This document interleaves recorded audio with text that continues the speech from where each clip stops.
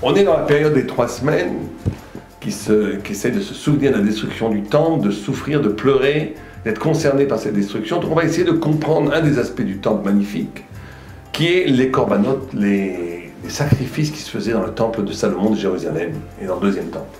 La notion de Ola, de sacrifice, des sacrifices, il y a 7 sortes de sacrifices. Il y a Ola, Khatat, Hacham, Shlamim, Maaser, Bechor et Pessah.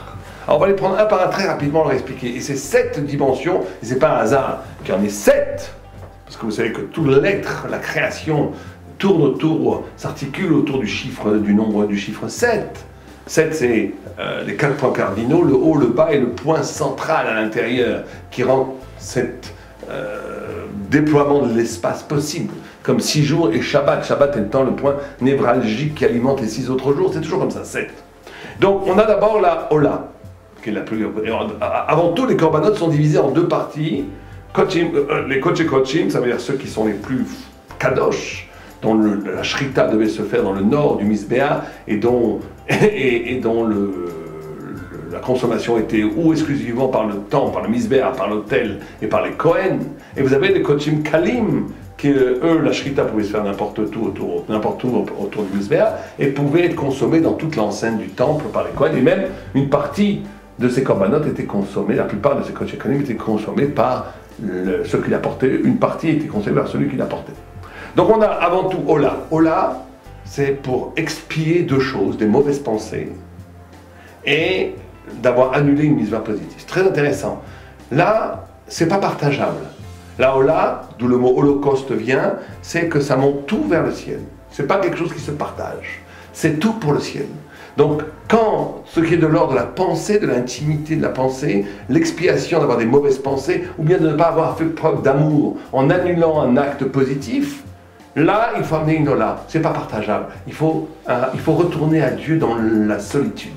Ola. Khatat, quand on a fait un péché très grave, karet, sans avoir l'intention de le faire, il y a une possibilité d'être expié, d'être pardonné en amenant ce sacrifice de Khatat, qui lui déjà est plus partageable, puisque le Kohen peut le manger, mange une partie de ce sacrifice et le reste est brûlé sur l'autel du temple.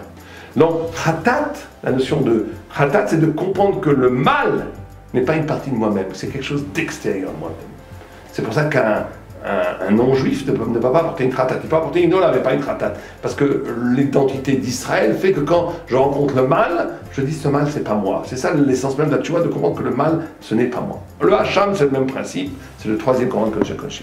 Après, nous avons 4 autres dimensions, plus kalot, plus faciles, qui est shlamim, maaser, bechor et pessah.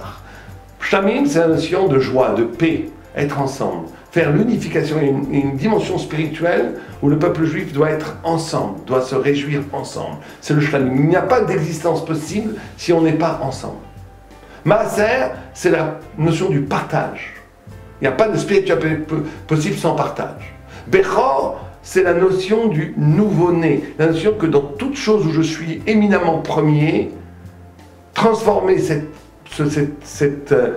droit d'aînesse, ce premium, le fait d'être premier en rencontre avec Dieu, et non pas en attitude idolâtre, en s'affirmant comme le géniteur de cette origine. Par exemple, quelqu'un qui serait génial dans le dessin, il pourrait succomber au moment de la flamme de son pur génie, de croire qu'il est le créateur de ce génie. Non, à l'origine même de la création, il faut rencontrer Dieu. Ça, c'est Bechor, c'est la spiritualité du Bechor. Et après, il y a le Pessah, la liberté. Il n'y a pas de spiritualité sans liberté. Un des 7 corbanotes, c'est le Pessah. On doit considérer que s'arracher de la matière, s'arracher des déterministes, devenir vraiment soi-même, être libre et joyeux d'être libre, c'est une partie essentielle de la spiritualité. Donc c'est les 7 axes de la spiritualité qui sont en sacrifice, parce qu'on ne peut pas accepter, on ne peut pas accéder à quelque chose de spirituel sans cette notion de korban, qui veut dire karov, être proche, être proximité avec Dieu, qui passe par un abandon, un dessaisissement de son pouvoir égoïste, un sacrifice, et aussi le don, le partage, la capacité de donner à l'altérité radicalement autre, à Dieu.